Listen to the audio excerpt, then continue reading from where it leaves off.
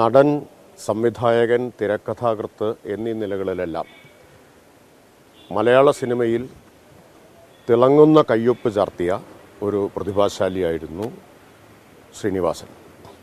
മലയാള സിനിമയെ മണ്ണിലേക്ക് ഇറക്കിക്കൊണ്ടുവന്ന ചുരുക്കം കലാകാരന്മാരിൽ ഒരാളാണ് അദ്ദേഹമെന്ന് നിസ്സംശയം പറയാം.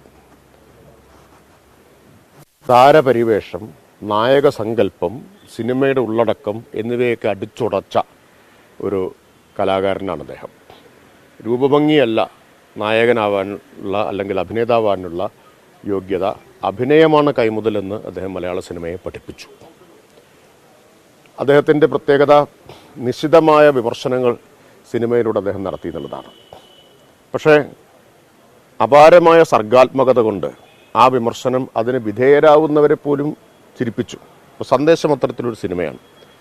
ഇടതുപക്ഷ രാഷ്ട്രീയത്തെ അരാഷ്ട്രീയമായൊരു വീക്ഷണകോണിൽ നിന്ന് ശക്തമായി നിർദ്ദയമായിട്ട് വിമർശിക്കുന്നൊരു സിനിമയാണ്.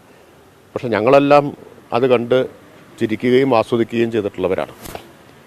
പോളണ്ടിനെ കുറിച്ചൊരക്ഷരം മിണ്ടിപ്പോകരുത് എന്നത് ഒരു അരാഷ്ട്രീയ വിമർശനമാണ് യഥാർത്ഥത്തിൽ ഇടതുപക്ഷത്തിനെതിരെ. പക്ഷേ അത് ഈ ശ്രീനിവാസൻ്റെ സർഗാത്മകത കൊണ്ട് അത് ഇടതുപക്ഷക്കാരെയും ചിരിപ്പിക്കുന്നു എന്നതാണ് പ്രത്യേകത.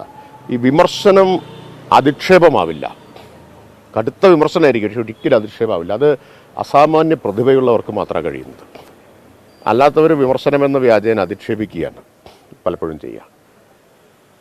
80കളിലെ കേരളത്തിലെ യുവത്വത്തിൻ്റെ അരക്ഷിതാവസ്ഥ, ആശങ്കകൾ, ആകുലതകൾ, തൊഴിലില്ലായ്മ, മധ്യവർഗ കുടുംബങ്ങളുടെ പലതരത്തിലുള്ള പ്രതിസന്ധികൾ, ഇതൊക്കെ അദ്ദേഹം സിനിമയിൽ ആവിഷ്കരിച്ചു. ഇപ്പോൾ വടക്ക് നോക്കി യന്ത്രം, തലയണ മന്ത്രം പോലുള്ള സിനിമകൾ, ചിന്താവിഷ്ടയായ ശ്യാമള, ഇങ്ങനെയുള്ള സിനിമകൾ, സന്ദേശം മാത്രമല്ല, ഇതിനൊക്കെ പലതരത്തിലുള്ള മാനങ്ങൾ, ഒപ്പം ഒരു പുരുഷാധിപത്യ മനോഭാവത്തെയും അദ്ദേഹം ഈ സിനിമകളിലൂടെയൊക്കെ തുറന്നു കാണിക്കുന്നുണ്ട്.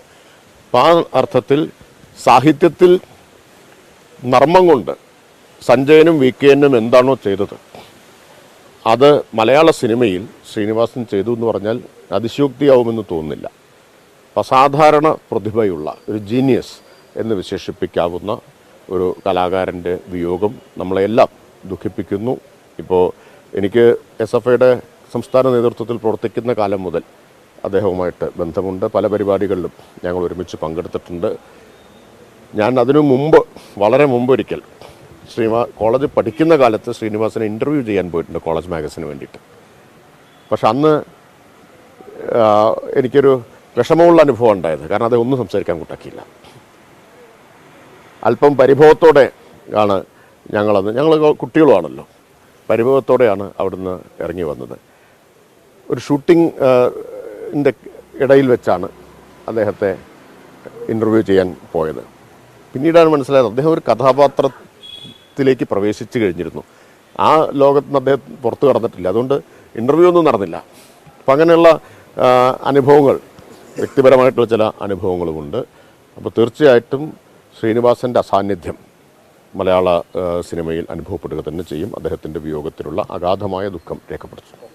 ലോകത്തെവിടെയായാലും ഏത് സമയത്തും 24 വാർത്തകളും ഓഗ്മെന്റഡ് റിയാലിറ്റി പാക്കേജുകളും എക്സ്പ്ലെയിനറുകളും വിശദമായി കാണാൻ ഞങ്ങളുടെ യൂട്യൂബ് ചാനൽ നിങ്ങൾക്ക് സബ്സ്ക്രൈബ് ചെയ്യാം.